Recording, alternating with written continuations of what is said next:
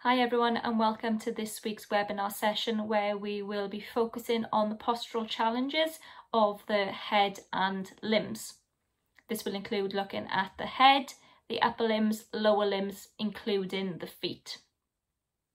You will hear me mention the pelvis a great deal and how it is the foundation for good seated posture, but this shouldn't take away from the importance of all the other body segments and how they all work together, as one will impact on the other.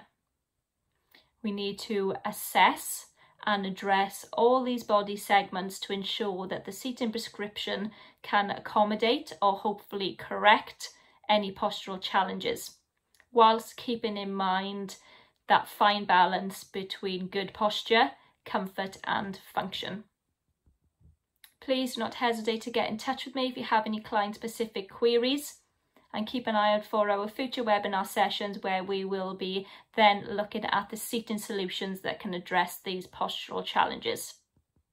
If you need any detailed information on the topics covered, then again, please do not hesitate to get in touch with us. Thank you for tuning in again. I hope you're all keeping well, and I look forward to chatting with you during the next session. Thanks, stay safe.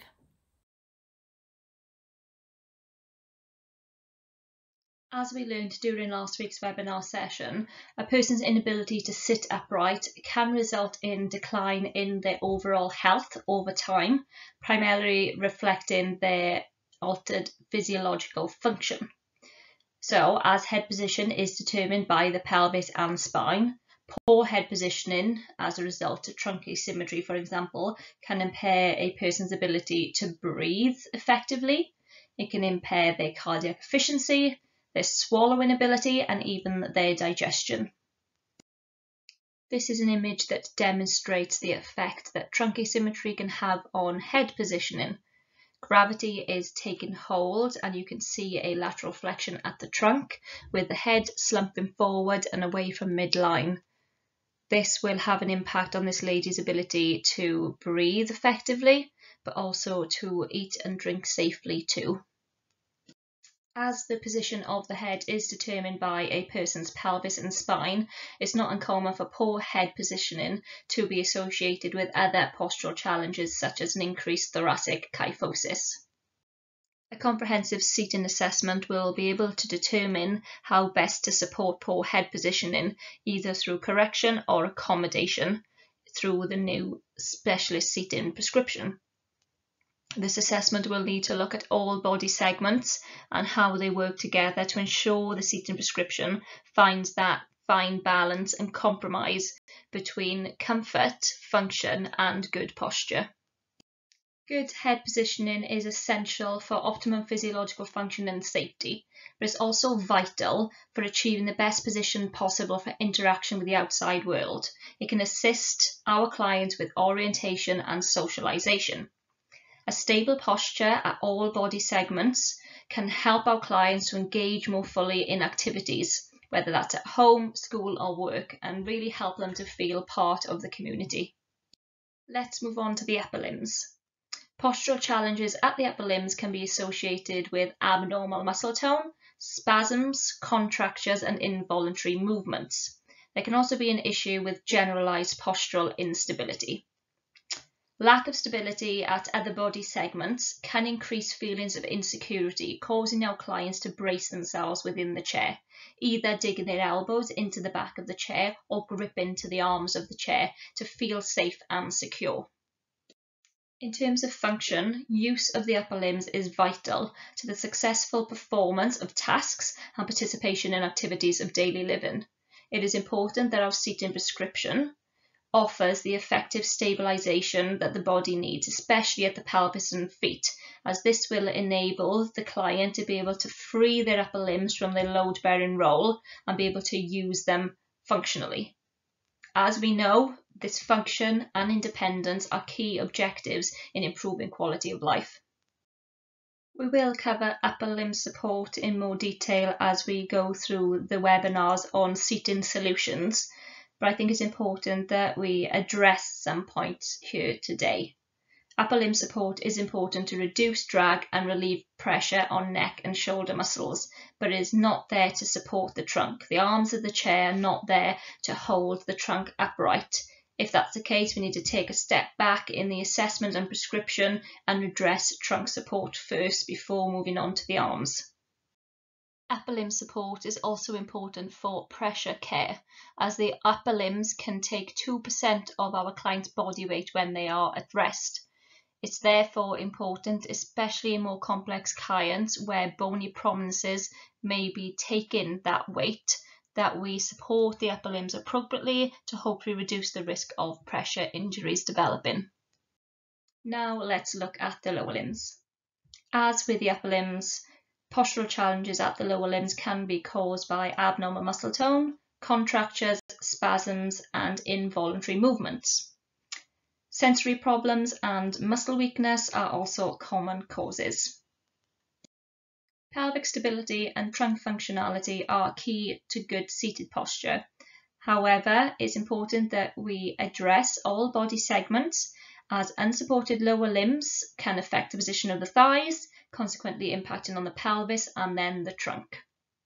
The lower limbs also play a key role in another important aspect of seating, and that's pressure care. Even if our clients are able to achieve that gold standard 90-90-90 sit-in position with the hips and knees flexed at 90 degrees, which I assume you'd agree isn't that achievable in real life.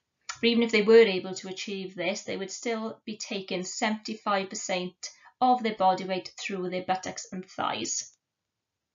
So it's crucial that we address the lower limbs through the seating prescription so that the client's body weight is distributed evenly throughout the support surface over the maximum area possible to encourage this effective pressure management. Obesity can present a challenge for our clients to achieve optimum alignment, as larger calves or edematous lower legs can position the lower limbs too far forward, restricting knee flexion. This can then have an impact on the pelvis, causing a posterior pelvic tilt. And as pressure care is one of the main objectives for clients with obesity, we need to ensure that we are achieving optimum postural alignment to equally distribute the user's body weight throughout the chair and hopefully reduce the risk of pressure injury. Wind sweeping and leg length discrepancies can also challenge alignment at the lower limbs.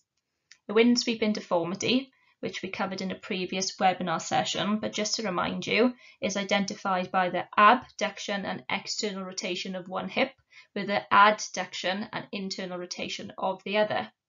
Wind sweeping is often seen in individuals that are non-ambulant and those with cerebral palsy, but it can also be caused by hip dislocation or subluxation, joint weakness, or contractures related to other diagnoses. Wind sweeping is termed according to which side of the body the lower limbs are wind sweeping, because it gives the impression that they have been swept together to one side of the chair. This postural challenge can be associated with a pelvic obliquity, scoliosis, pelvic rotation, spinal rotation, and a posterior pelvic tilt. So we might generally find this deformity within our more complex clients.